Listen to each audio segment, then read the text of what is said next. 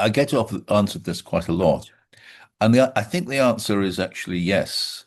I mean, the conservatism I adopted, or rather I was taught, is a pragmatic, decent conservatism. The Britain's about standing up for the underdog.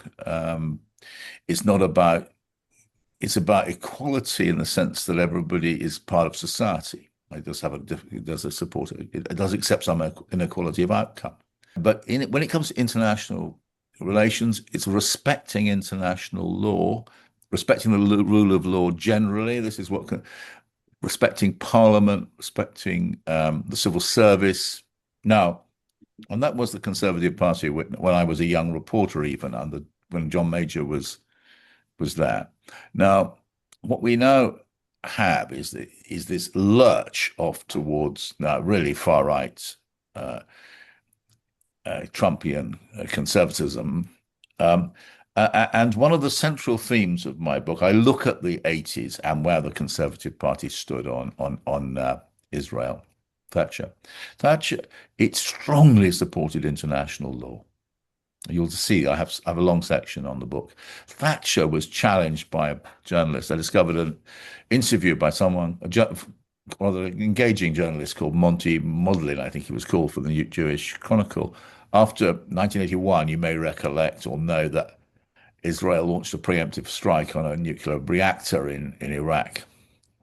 And it was immediately condemned by Thatcher. And Modlin went to her and said, look, you're attacking Israel, you're betraying Israel. He said, no, she wagged her famous finger and said, international law is all we've got. If we lose international law, you get barbarism.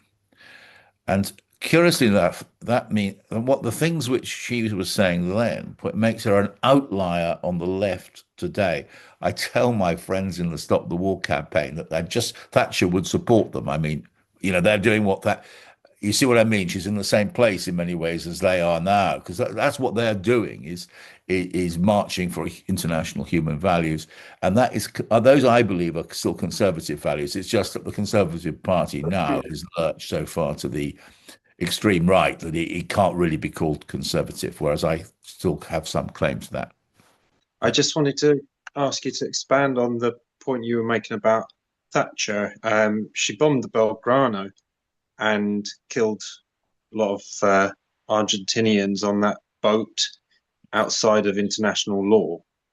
Surely, could you just give us some more, substantiating facts or clarify your views on, what you consider as good old conservatism, given the fact that, that was the Thatcher, you're sort of celebrating Thatcher for her, her views, her adherence to international law, but I'm not so sure I agree.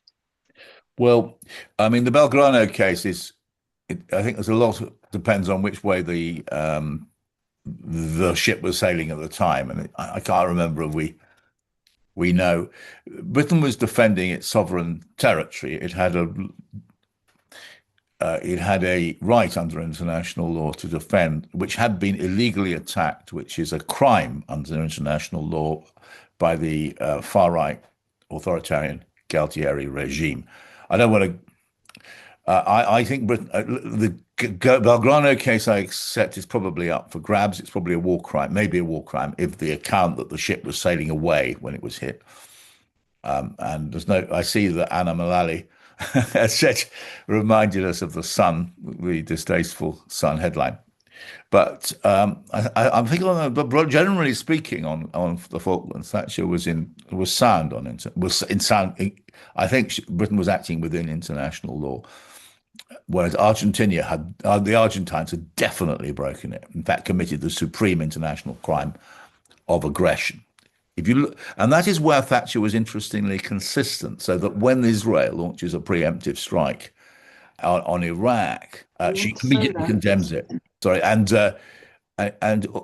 I also note, I think we're going to disagree because we're in different places politically, but on the miners' strike, which defined it, she was very careful about observing British domestic law. Now, i.e., the fact that Scargill went on strike without actually going through the proper procedures was very significant. But I think I think the rule of law was, you probably don't want to have too much of a discussion about Thatcher, was very important to Maggie Thatcher.